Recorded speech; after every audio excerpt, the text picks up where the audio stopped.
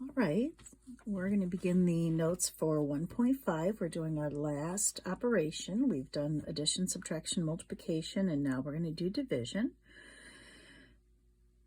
So our first just quick examples. One is to kind of read a little sentence or two and see if we can make a division problem out of it. So if we look at 1A, it says the concert hall has 144 chairs arranged in rows of 9 chairs. How many rows are there? So what the division problem would be you would have 144 chairs and you're dividing them in rows that each have 9 chairs. Now it doesn't say to actually divide, so we're not going to divide yet, but that's what you would do for that one. You would take the total, 144, and divide it by 9.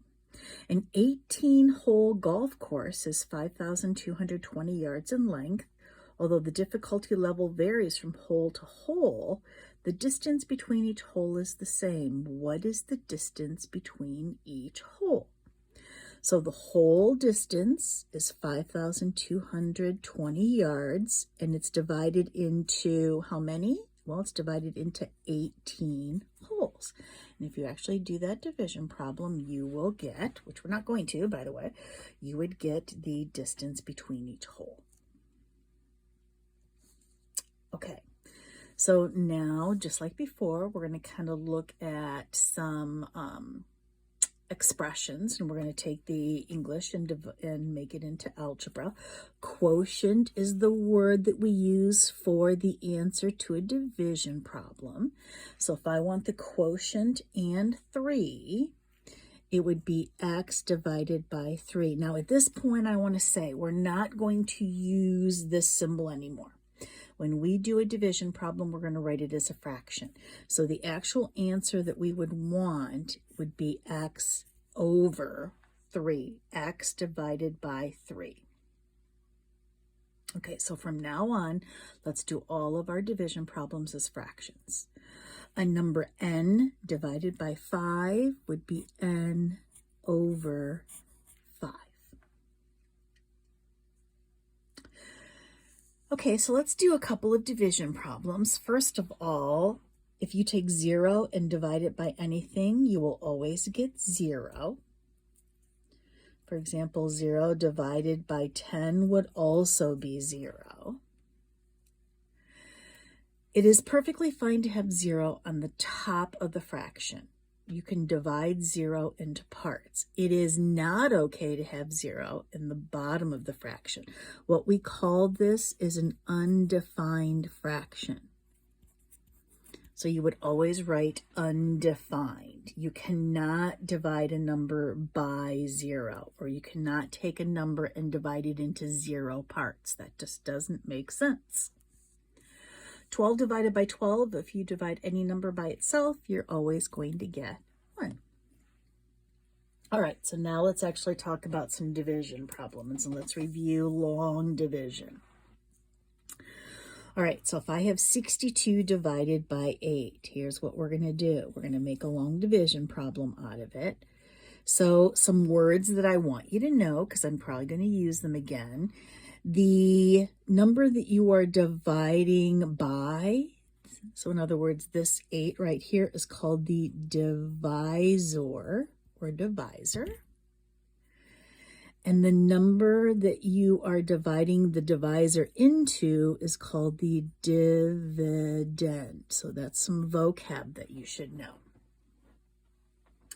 All right, so let's review long division. Well, 8 does not divide into 6.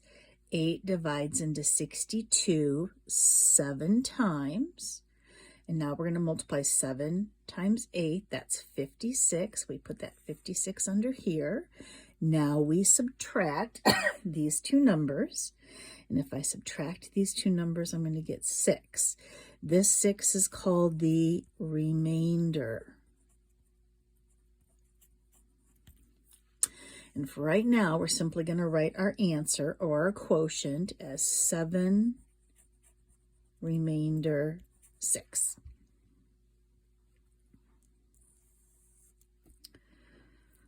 All right, let's do the next one. Let's do 61 divided into 1478. All right, so here we go. Well, 61 doesn't go into 1. 61 doesn't go into 14. 61 will go into 147. I believe it'll go 2 times. Now we're going to multiply 2 times 61. So 2 times 1 is 2. 2 times 6 is 12. Now we're going to subtract. So 7 minus 2 is 5. 4 minus 2 is 2. And now we have an extra 8. So we're going to bring down the 8. Now we do the whole process over again. 61 divides into 258. So we're just going to guess. I'm going to guess, I think 4. So let's see, 4 times 1 is 4. I'm multiplying back down. And 4 times 6 is 24. Subtract, I'm going to get 4, and then 5 minus 4 is 1. And since there's nothing else to bring down, this 14 is my remainder. So my solution, or my quotient, would be 24, remainder 14. All right. Now let's go ahead and do this one. I'm going to kind of use all of this space right here to do this problem because it's going to take a little bit of extra space. So here we go. I'm going to kind of draw some area there. So I'm going to do 32 divided into 25,745. So here we go. 32 does not go into 25. 32 goes into 257. Well, let's see. I'm thinking I'm going to try 8. Because if I look at this, this is about 30. And this is kind of close to 24. And 3 goes into 24, 8. So it's just my way of guessing. So 8 times 2 is 16. Carry my 1.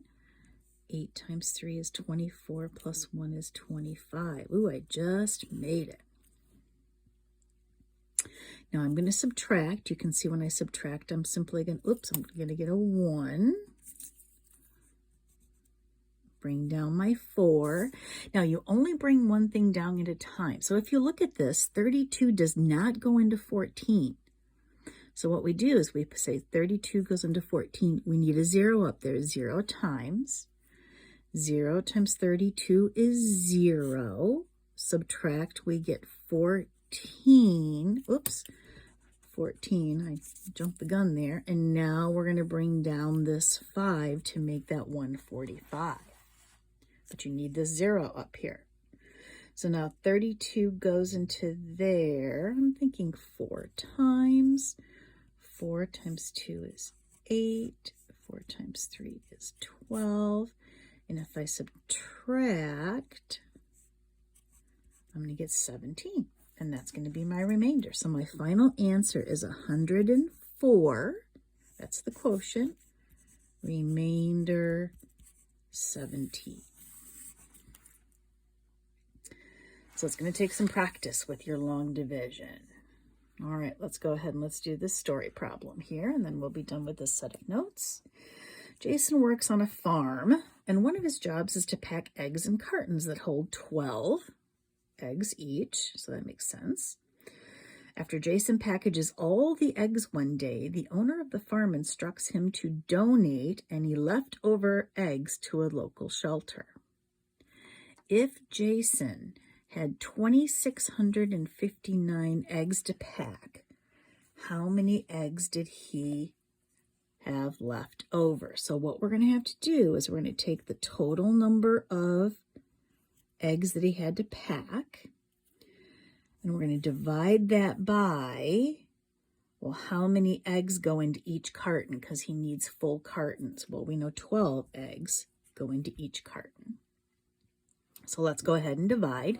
This would be a good time for you to get some practice, maybe turn off the video, and then come back to it when you get your answer and see if we match. So 12 goes into 26 twice. 2 times 12 is 24. If I subtract 6 minus 4 is 2. Bring down my 5. 12 goes into 25 twice. 2 times 12 is 24. Subtract, I get 1. I'm going to bring down my 9. I'm running out of room here. 12 goes into 19 once. That's 12. And when I subtract, I get 7. So what's my answer? It says that he's to donate any leftover to the local shelter. So leftover would be the same as remainder. So how many eggs did he have left to donate? He had 7 eggs that weren't packaged into his groups of 12. He had 7 eggs to donate. And there you go.